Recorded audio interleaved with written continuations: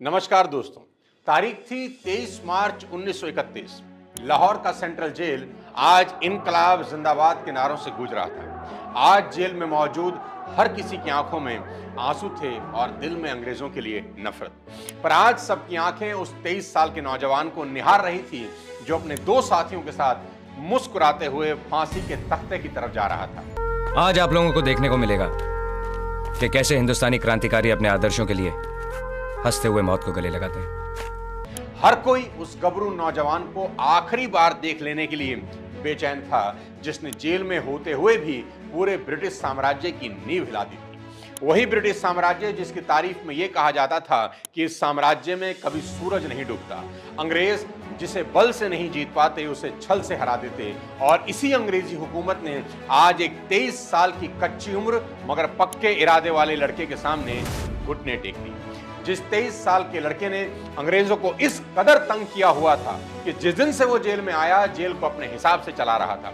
और हद तो यहां तक थी कि जिस जेल की दीवारें कैदी अक्सर भागने के लिए तोड़ते हैं उसी जेल की दीवारें रात के अंधेरे में चोरों की तरह खुद जेल प्रशासन को तोड़नी पड़ी, क्योंकि जेल प्रशासन के अंदर ना तो इतनी हिम्मत थी और ना ही इतनी हैसियत कि वो मां भारती के उन 3 वीर सपूतों की लाशों को जेल के मेन गेट से लेकर जा सकें।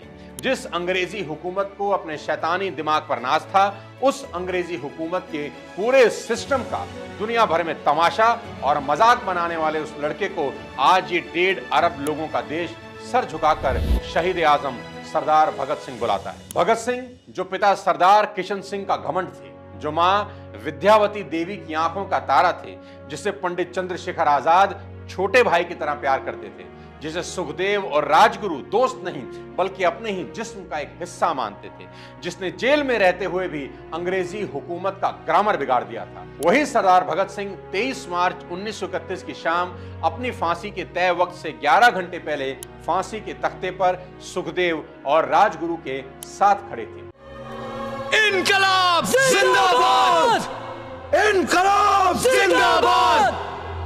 इनकलाब जिंदाबाद! मौत से कुछ इंच दूरी पर खड़े होकर भी भगत सिंह फांसी के फंदे को ऐसे देख रहे थे जैसे कोई आशिक अपनी महबूबा को देखता हो।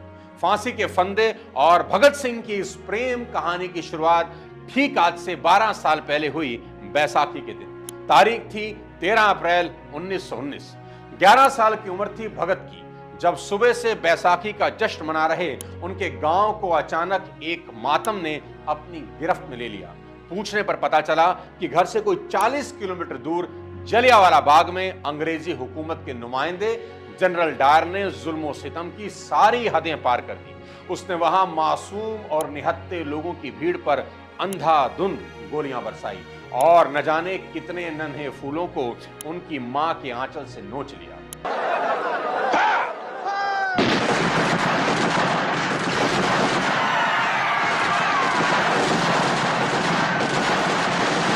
अगले दिन भगत पैदल निकल पड़े जलियांवाला बाग की तरफ। वहां पहुंचे तो वहां का मंजर बेहद दर्दनाक था। दीवारों पर लगे खून के छींटे अंग्रेजी हुकूमत के जुल्म और सितम की दास्तां बयां कर रहे थे। बच्चे बूढ़ों की दर्दनाक आवाजें अब भी वहां गूंज रही थी। भगत ने एक कांच की बोतल में जलियांवाला बाग की उस गीली मिट्टी को भर लिया जो पानी से नहीं बल्कि सैकड़ों भारतीयों के खून से तर हुई थी। 11 साल के भगत जब अपनी नन्ही उंगलियों से जमीन से मिट्टी खोदकर बोतल में भर रहे थे तो सिर्फ नियति को यह मालूम था कि उस वक्त भगत के हाथों अंग्रेजी हुकूमत की कब्र खोदने की शुरुआत हो रही थी। जलियांवाला बाग की उस मिट्टी को लेकर जो भगत सिंह घर लौटा वो भगत सिंह अब किसी का बेटा नहीं था, किसी का भाई नहीं था। वो अब लाल खून से सनी इस मुल्क की मिट्टी का लाल था, करोड़ों हिंदुस्तानियों के खून का उबाल था और जुल्मों सितम की मिसाल ब्रिटानिया सल्तनत का आने वाला काल था। ये वो दिन था जिस दिन अंग्रेजों ने हजारों निहत्थे मासूम भारतीयों को तो मार दिया पर अनजाने में भगत सिंह नाम की एक ऐसी चिंगारी पैदा कर दी जो कुछ सालों के बाद पूरे देश में क्रांति की एक ऐसी ज्वाला भड़काने वाली थी जिसकी लपटों में अंग्रेजी हुकूमत को खाक हो जाना था। और इसकी शुरुआत होती है 30 अक्टूबर 1928 के दिन जब पंजाब केसरी लाला लाजपत राय को लाहौर स्टेशन पर एक अंग्रेजी अफसर स्कॉट ने लाठियों से पीटना शुरू कर दिया और तब तक पीटता रहा जब तक लाला जी लहूलुहान होकर गिर नहीं गए।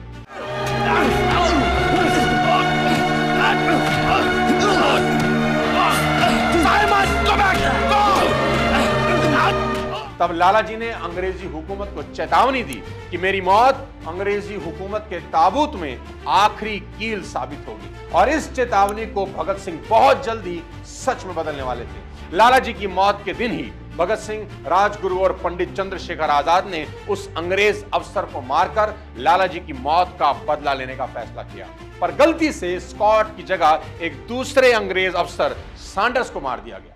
इस हमले से ब्रिटिश हुकूमत बौखला गई और इन तीनों के लाहौर से निकलने पर रोक लगा दी गई। अंग्रेजी हुकूमत के कड़े पहरे की नाक के नीचे भी ये तीनों लाहौर से बाहर निकल गए, और इसके बाद शुरू होता है भगत सिंह की जिंदगी का आखिरी मगर सबसे जरूरी हिस्सा।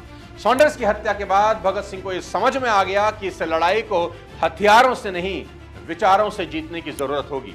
उस वक्त अंग्रेजी हुकूमत हर उस अखबार और मैगजीन पर नकेल कस रही थी जो लोगों को अंग्रेजों के जुल्म की कहानी बताने की कोशिश कर रहे थे। ऐसे में सबसे जरूरी था कि क्रांतिकारियों के संदेशों को जन जन तक पहुंचाया जाए। भगत को देश के लिए जान देने से कोई गुरेज नहीं था, पर भगत ये भी जानते थे कि सिर्फ जान दे देने से क्रांति को कोई फायदा नहीं होगा, पूरे देश में क्रांति की मशाल जलानी ही होगी। इसलिए भगत ने पूरी प्लानिंग के साथ अंग्रेजों के सामने शतरंज की ऐसी बिसात बिछाई जिसमें अंग्रेज जितना जीतते उतना ही हारते जाते। भगत सिंह ने फैसला किया कि वो असेंबली में बम फेंकेंगे, पर बम ऐसी जगह फेंका जाएगा कि किसी को जरा भी नुकसान ना हो। 8 अप्रैल 1929 को प्लान के मुताबिक भगत सिंह ने बटुकेश्वर दत्त के साथ असेंबली में बम फेंका और वहां से भागने की बजाय खुद को सरेंडर कर दिया।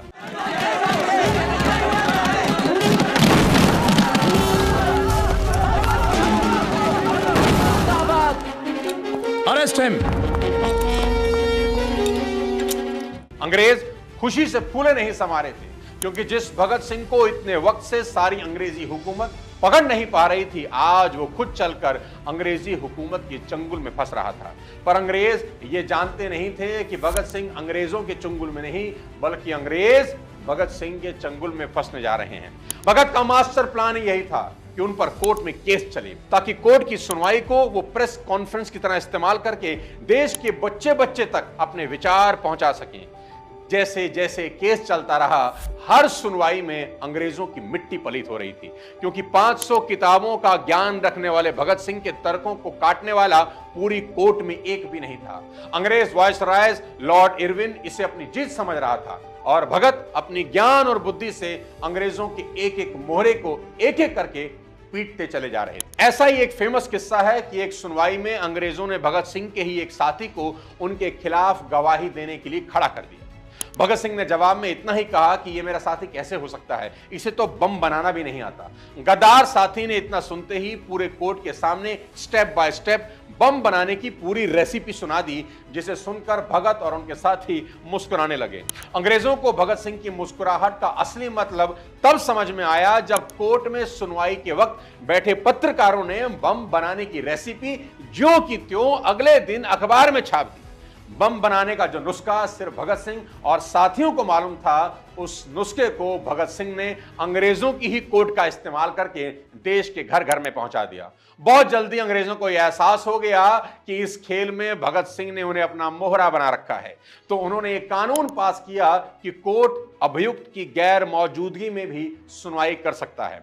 भगत सिंह ने अंग्रेजों के चेहरे से शराफत का नकाब पूरी तरह से नोच लिया। सारी दुनिया को यह पता चल गया कि अंग्रेज कितने डरे और सहमे हुए हैं और कितना गिर चुके हैं। साथियों, अब भगत सिंह जेल में थे और अब की बार भगत सिंह ने अंग्रेजों के पांव के नीचे से जमीन खींचने का एक नया तरीका अपनाया, और वो था भूख हड़ताल, जो कि इसलिए भी जरूरी थी क्योंकि अंग्रेज जेल के बाहर ही नहीं, जेल के भीतर भी भारतीयों के साथ भेदभाव और जुल्म कर रहे थे। अब उनकी भूख हड़ताल 1 हफ्ते नहीं, 1 महीने नहीं, बल्कि 116 दिन तक चलती रही। भगत और उनके साथियों की भूख हड़ताल रोकने के लिए अंग्रेजी हुकूमत ने सारे जतन कर डाले। पहले उन्हें कोड़ों से पीटा गया, बर्फ की सिलियों पर लिटाया गया, उनका पानी तक रोक दिया गया और जब भी मन नहीं भरा तो नाक में ट्यूब डालकर खाना तक डाला गया।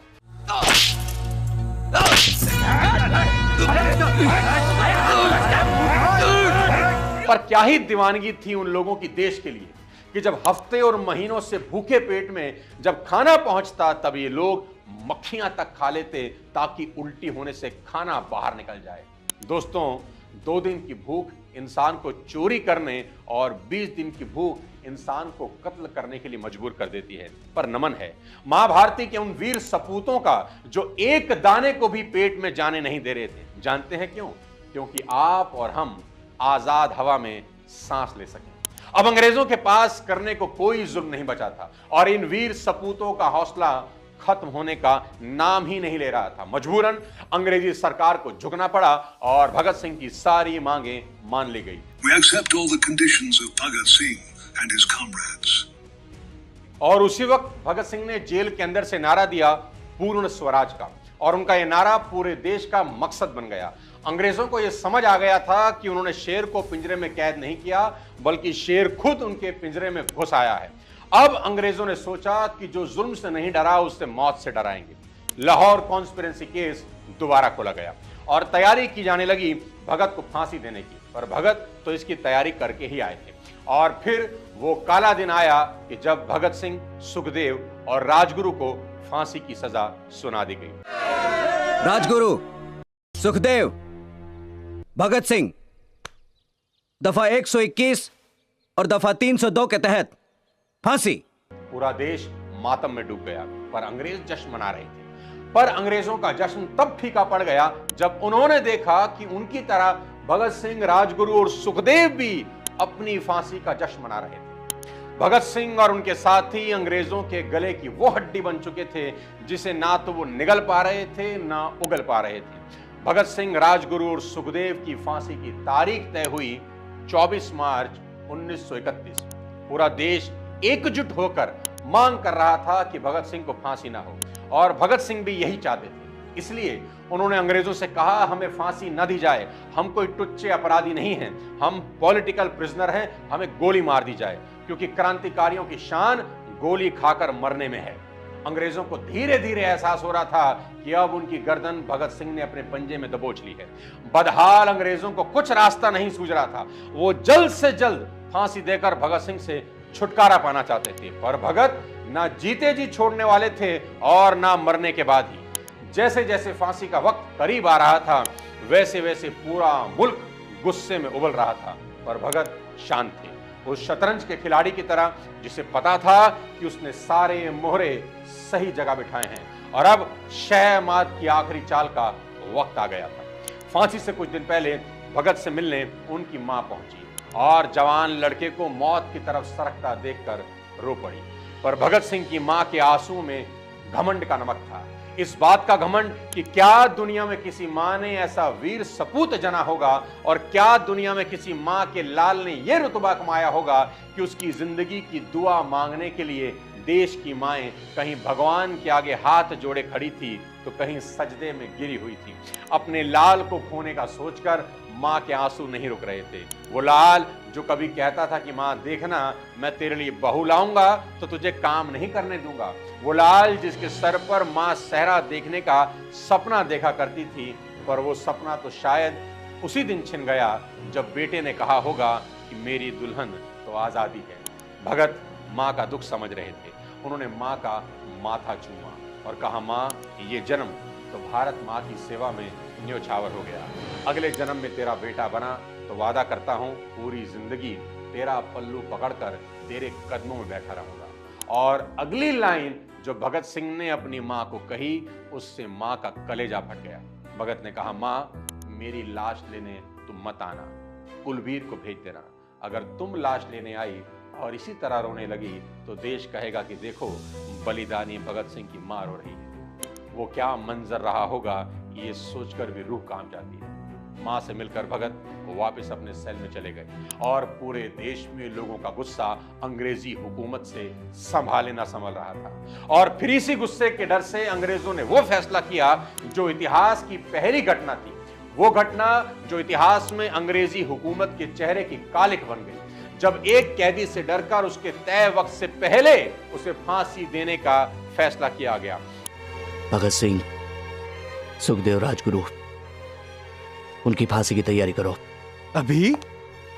लेकिन सर, उनकी फांसी तो कल सुबह। नए ऑर्डर्स आए हैं, फांसी आज शाम को होगी 7 बजे। फांसी की नई तारीख तय हुई 23 मार्च 1931। फांसी के दिन जेल के अफसर जब भगत सिंह को फांसी के लिए ले जाने उनके सेल में आए तो भगत लेनिन पर किताब पढ़ रहे थे। उनसे कहा गया कि वक्त हो चला है। मौत से कुछ मिनट की दूरी पर खड़ा वो मिट्टी का लाल मुस्कुराकर बस इतना ही कहता है कि मुझे लेनिन की जीवनी के आखिरी पन्ने पढ़ने दिए जाएं, क्योंकि एक क्रांतिकारी दूसरे क्रांतिकारी से मिल रहा है।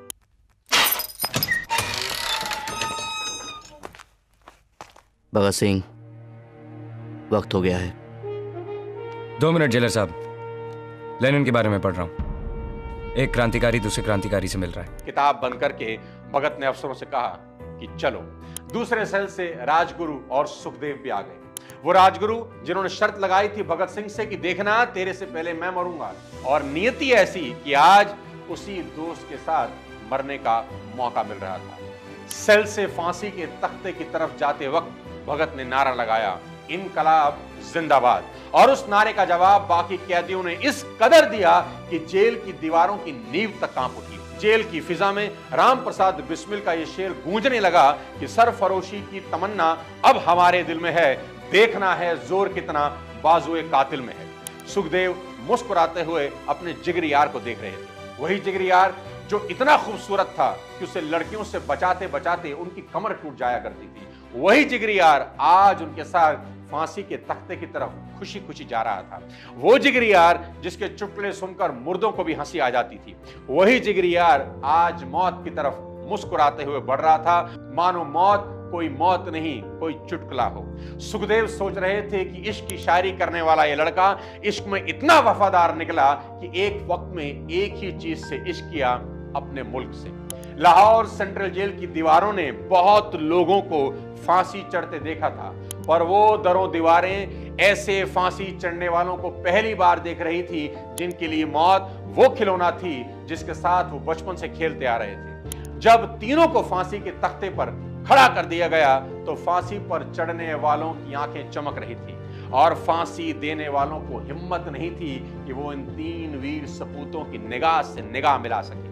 तीनों से आखिरी ख्वाहिश पूछी गई। भगत ने कहा, हमारे हाथ खोल दिए जाएं, हम एक दूसरे से गले मिलना चाहते हैं। कोई आखिरी ख्वाहिश तुम लोगों की? हम एक बार गले मिलना चाहते हैं। तीनों के हाथ खोले गए, तीनों गले लगे। उस मंजर को देखकर वहां खड़े सभी लोगों का दिल करा उठा। उस दिन तीनों को दुख था, मौत का नहीं, बल्कि इस बात का कि वो इस मुल्क की मिट्टी की और सेवा नहीं कर पाएंगे। उनकी आंखों के सामने फांसी का फंदा झूल रहा था। जिस फंदे को देखकर अच्छे अच्छों के पांव कांपने लगते, उस फांसी के फंदे को तीनों ने ऐसे चूमा जैसे मां का माथा, बाप के हाथ और महबूबा के गाल चूम रहे हों।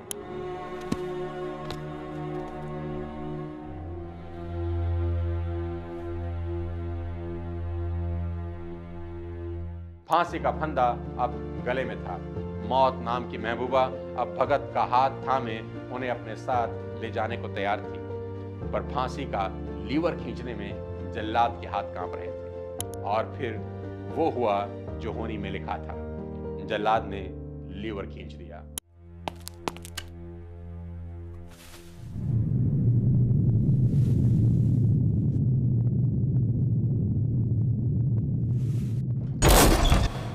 फांसी का लीवर खींचने की आवाज से पूरे लाहौर सेंट्रल जेल में सन्नाटा खिंच गया।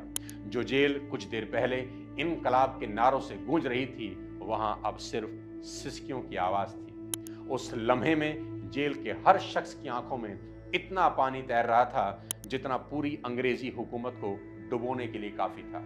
आजादी को दुल्हन बनाने का सपना देखने वाले पूरे देश को जगाकर मौत की बाहों में सो गए। दूर कहीं भगत सिंह की मां दरवाजे पर बैठे बेटे की राह देख रही थी। पर देश की आजादी की राह पर निकला बेटा, जिसने पूरे देश के दिल में घर कर लिया था, अब कभी घर लौटने वाला नहीं था। अंग्रेजों ने फांसी देकर उन तीनों की देह पर तो काबू पा लिया, पर वो तीनों अब विचार बनकर पूरे हिंदुस्तान में फैल गए थे, क्योंकि विचारों को कैद नहीं किया जा सकता। उन्हें फांसी तो दी जा सकती है, पर मारा नहीं जा सकता। सारा देश एक ही नारे से गूंज रहा था, भगत सिंह जिंदाबाद, राजगुरु जिंदाबाद, सुखदेव जिंदाबाद। जय हिंद।